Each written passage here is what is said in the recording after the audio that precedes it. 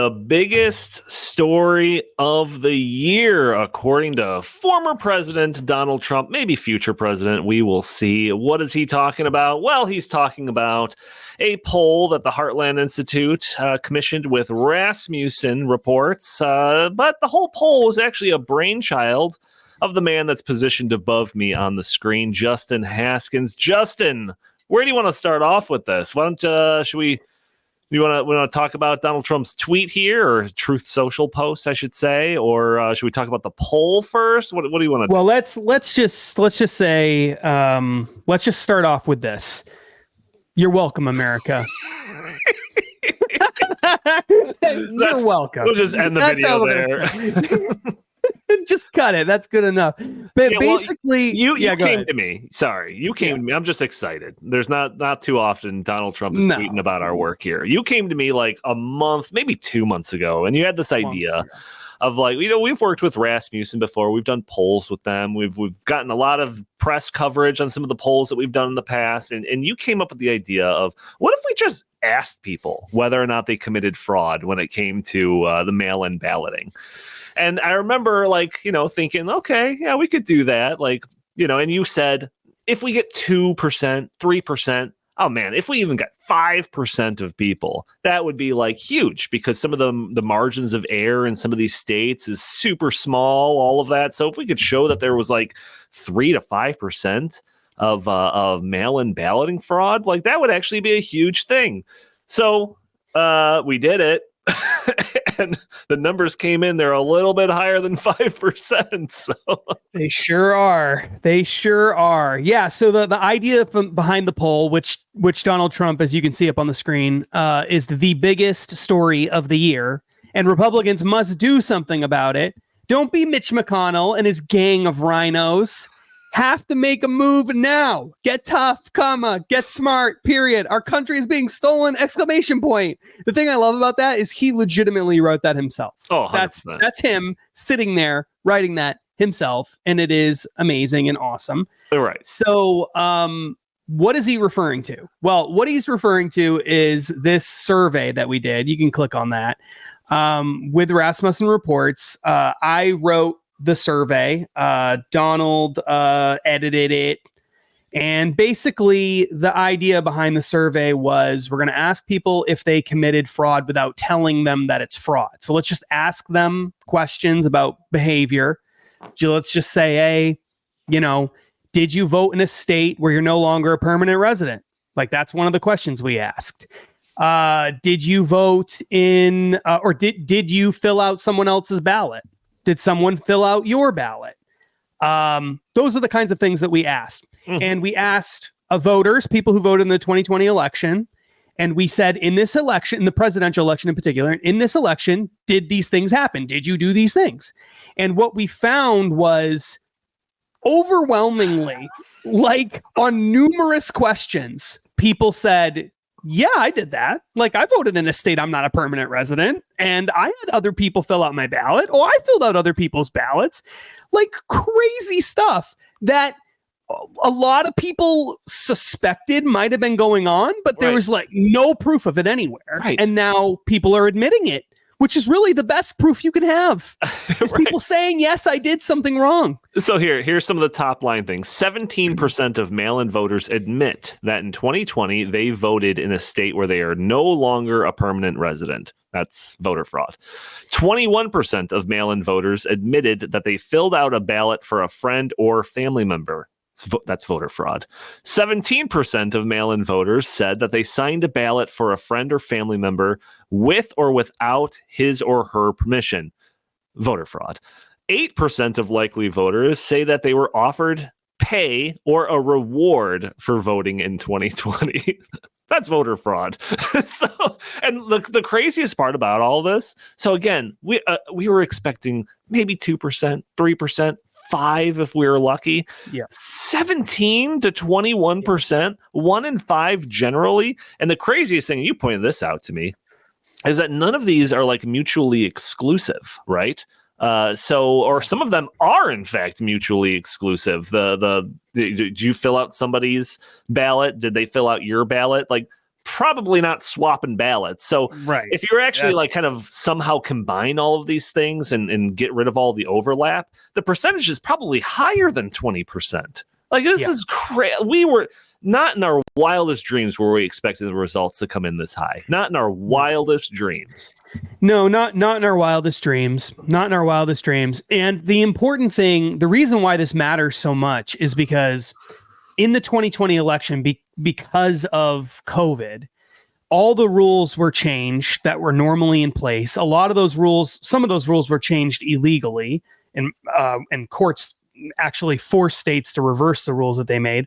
Other rules were changed legally, but usually by executive order was the primary way a lot of rules were changed.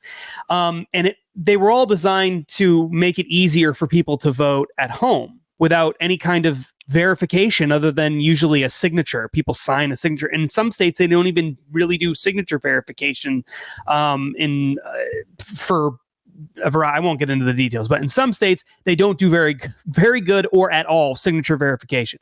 So because it was so easy for people to vote at home, lots of people voted at home. It was by far the most significant amount of at-home voting we've ever seen, mail-in ballots. 43% of all the ballots cast in 2020 were mail-in ballots, and more ballots were cast by far in 2020 than at any other time in American history, which is why Joe Biden got more votes. Despite having basically campaigned from his basement, he got more votes than any other candidate for president ever. And the number 2 person in history is Donald Trump in that same election. So literally, Donald Trump and Joe Biden broke the record. They both broke the record for most votes in the same election because there were so many people voting from home. So I had this theory for a long time that the reason why we saw so many ballots, extra ballots, the reason why we saw some weird things happening with the election and results that shocked people, like Georgia, for example, going for Biden and not going for Trump when Republicans always win Georgia. They haven't lost Georgia in decades or something like that, right? Or very rarely do they ever lose it. So why did that? And nobody predicted that was going to happen. So why do these things happen? Well, my theory was that there was lots of fraud within homes. So a person is at home and let's say their wife or their husband doesn't usually vote, and the ballot comes in the mail and they say, "Hey, honey, you don't vote anyway. Just let me cast the ballot." And the husband or the wife says, "Whatever, just leave me alone." Right? I'm watching TV. So you got these people casting ballots for adult children in the home, for maybe senior citizens in the home, for whatever, right? And so in the past, because you might think to yourself, well, it's still within the family, or it's maybe friends, or why can't people just give their vote away? Well, because it's illegal, number one. That's number one. Number two, in every other election, normally most people have to go to the polls in person, depends on the state, and vote in person. And so under normal election rules, that wouldn't be allowed. You don't get to go to the ballot and say, "Hey, see this woman over here? That's my wife. She's going to vote for me and for herself. So you can count her votes twice because I'm not voting." That's illegal. But I thought, I had a high suspicion that was what was going on. And that's what the results of this showed. And in addition to that, as you mentioned in the press release, it showed a bunch of other weird stuff too. So we started asking about all kinds of weird things. And one of those things was, did you get paid, or did you get offered a pay or a reward? No, you didn't necessarily take it, but did you get offered money or some kind of other reward to vote? And 8% of all voters said yes. So that is incredible too. So when you look at how much fraud may have happened in the election, I'll just give you the numbers and then, I'll let you react to it. But as I said earlier, 43% of all the ballots were mail-in ballots. There were 159 million votes cast.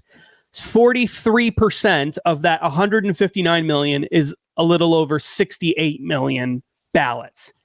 If 1 in 5 of those ballots, and that's a conservative estimate based on our survey, had something wrong with it that should have been thrown out, should never have been counted in the first place, which again, it's what our survey seems to show, that would mean 13.5 million ballots should not have been cast, which actually makes a lot of sense when you think about it, because it was like 20 million more ballots, I think, or something like that in 2020 than in 2016. And so you got 13 million ballots. It shouldn't have happened. It's like, well, yeah, that kind of fits, right? That's why we saw this massive leap in additional ballots. So, I mean, this is incredible news. If Donald Trump is right, this is the story of the year, without a doubt. Yeah, I'm very curious of, we've been kind of monitoring the traffic. The press releases of this went out Tuesday. We're recording this on Tuesday. And we've been monitoring the traffic, some articles popping up here and there, some people commenting about it. But then once I saw this come across my feed, Donald Trump posting about it, I'm just like, oh, okay, it's broken through the dam. This is now a huge story officially. So I don't know. I don't know if Donald Trump is this is just a one-off tweet, or if he's going to like cheerlead this from now into election day, through the general election even. I would not be surprised if from all of the Trump rallies from here on out, this isn't a big talking point. Him referring to this post and this poll that we did as vindication, proof of his vindication of all of his, accusations about the election not being on the up and up, all proven by this poll. We'll see. But, a guy can dream. Justin, I just wanted this to be a short video. It's kind of the end of the day for me over here. So we're going to be talking about this in much more detail and then any other developments that occur on the In the Tank podcast, which we'll be doing live on Thursday at noon Central Time. If you're watching this video in advance, you can go to our live feed on this Stopping Socialism TV channel and find it there. But we're going to talk about it in length, so don't miss that episode. Justin, any final comments before we sign off for this segment? Nope. Besides God bless America. You're welcome, America. You're welcome. All right, thanks all. Make sure to tune in to In the Tank. Hit that subscribe button, like this video, share it if you see fit. Even leaving a comment underneath the video all helps break through those big tech algorithms and prevent content like this from being shown to more people. If you'd like, you can follow us on X at In the Tank Pod or Stopping Socialism, or you can go to stoppingsocialism.com, or you can find us on pretty much any other social media, kind of stay up to date with what we are working on. Justin, where can people go to find your work? At Justin T. Haskins on social media. Fantastic. Everywhere. All right. Talk to you all later. Bye-bye.